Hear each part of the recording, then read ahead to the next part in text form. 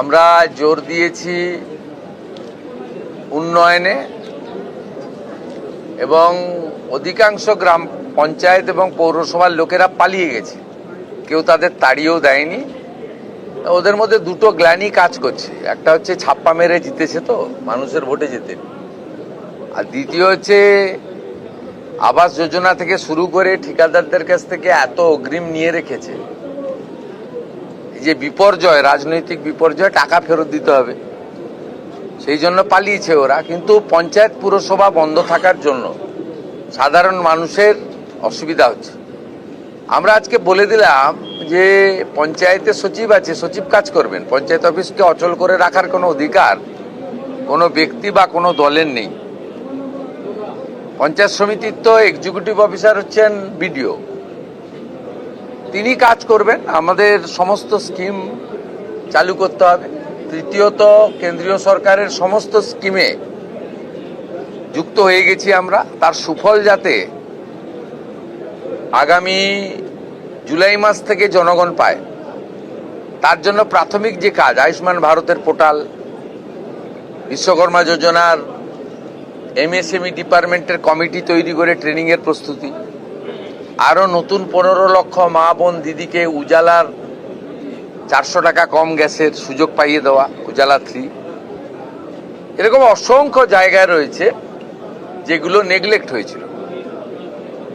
আর চতুর্থত, প্রি মনসুনের প্রস্তুতি যাতে ক্ষয়ক্ষতি হয়। পঞ্চম, সিন্ডিকেট, তোলাবাজি, কাটমানি বন্ধ হলো কিনা, সরকারি রাজস্ব আসছে না লিকেজ হয়ে যাচ্ছে। একটা শুধু বীরভূমের পাথরে 30 লাখ টাকা ডেইলি রেভিনিউ থেকে 2 কোটি 30 লাখ হয়ে গেছে, এটা 5 কোটি যাবে। ওখানে রেভিনিউ লিকেজ ছিল ডেইলি 5 কোটি, মাসে 150 কোটি, বছরে 1800 কোটি।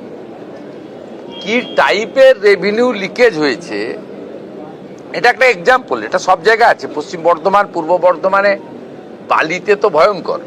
সাথে সাথে এটাও আমরা বলে দিয়েছি, প্রয়োজন হলে বালির রেট বেঁধে দিন, যাতে এই অবৈধ ঘাট বন্ধের সুযোগ নিয়ে সোনামুখীতে 8,000-এর বালি 16,000 বলছে, যাতে সাধারণ গরিব মানুষের কাছে বিজেপি সরকারের ভাবমূর্তি খারাপ হয়, এই চক্রও কাজ করছে। এটাও আমাদের এইসব বিষয়ে অগ্রাধিকারের ভিত্তিতে আমরা করেছি, এবং আধিকারিকরা যাতে মেসেজ পেয়ে যায় যে সরকার কি চাইছে, সেই জন্যই তড়িঘড়ি করে এই মিটিং। এইরকম মিটিং আরো কয়েকটা হবে, যাতে আমরা সম্পূর্ণ করে দিতে পারি গোটা রাজ্যকে।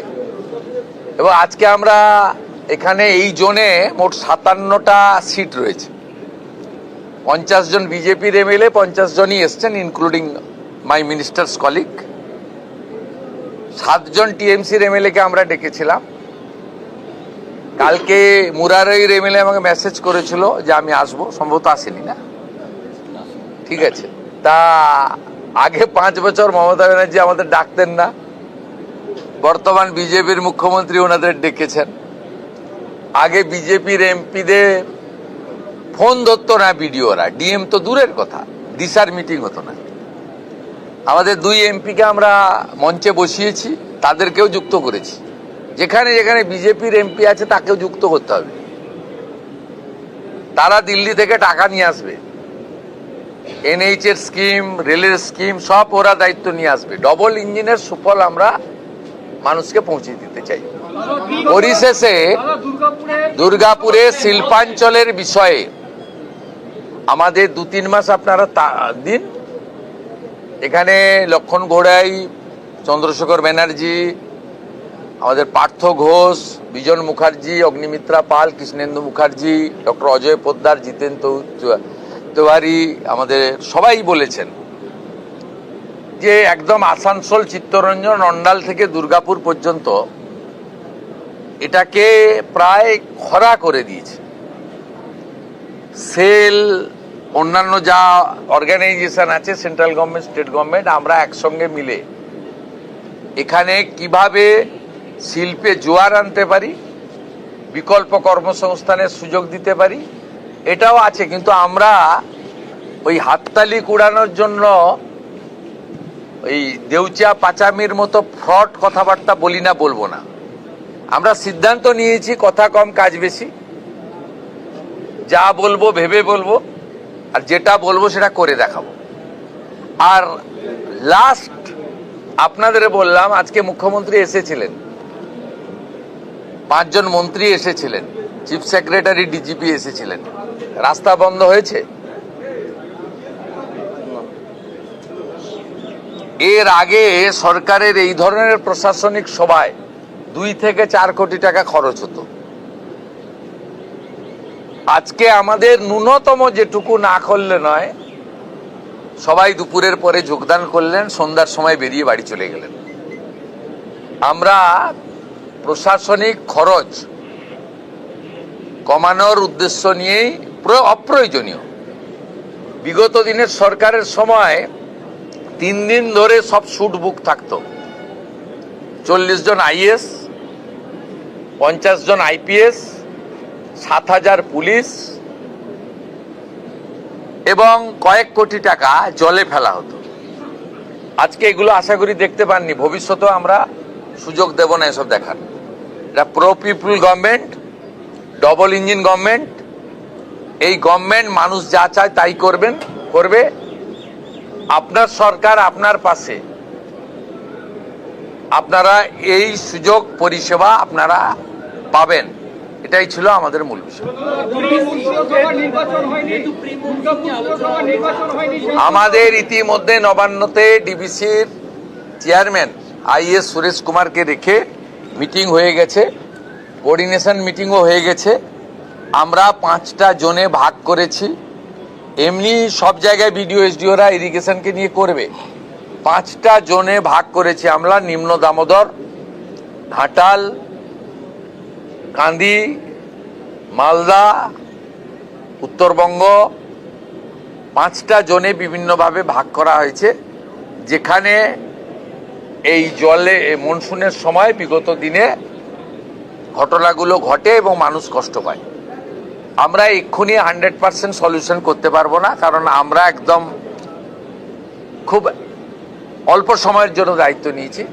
কিন্তু সরকার ক্যালাস সরকার হবে না, আর পাহাড়ে মানুষ ভেসে চলে যাবে, আর মুখ্যমন্ত্রী মা দুর্গাকে নিয়ে প্যারেড করবেন, এসব কাজ এই সরকার করবে না। এটা সংবেদনশীল সরকার, সচেতন সরকার, জনগণের প্রতি দায়বদ্ধ থাকা সরকার। তার জন্য প্রি মনসুনের যা যা কাজ করা উচিত আমাদের ক্যাপাসিটির মধ্যে আছে, আমরা স্টার্ট করে দিয়েছি। ডোন্ট গেট ওরি। আমার এভাবে বলা উচিত নয়, ভোট কখন হবে স্টেট ইলেকশন কমিশন বলবে। আমরা শুধু বিশ্বাস করি, হাওড়াতেও যেটা আমি দুপুরের আগে বলে এসেছি, যত দ্রুত সম্ভব নির্বাচিত বোর্ডের হাতে ক্ষমতা হস্তান্তর আমরা চাই। দুর্গাপুরের মানুষকে আমি আশ্বস্ত করতে চাই, দুর্গাপূজা বা কালী পুজোর পরে যে কোনো সময় নির্বাচন করার বিষয়ে সংশ্লিষ্ট দপ্তরের মন্ত্রী অগ্নিমিত্রা পাল বা রাজ্য সরকার, আমরা সহযোগিতা করব স্টেট ইলেকশন কমিশনকে। তার আগে ডিলিমিটেশন, চূড়ান্ত ভোটার তালিকা প্রকাশ এবং এখন যে নাগরিক পরিষেবাটা চালু করা দরকার, এই কাজটা করার জন্য আমরা নির্দেশিকা বলেছি এবং মাননীয় মন্ত্রী নিজে মনিটরিং করছেন প্রধান সচিবকে নিয়ে। শুধু একটা কথাই আমি দুর্গাপুরের মানুষকে আশ্বস্ত করতে চাই, 2017 সালে আপনারা দুর্গাপুর কর্পোরেশনের ভোটে কেউ ভোট দিতে পারেননি।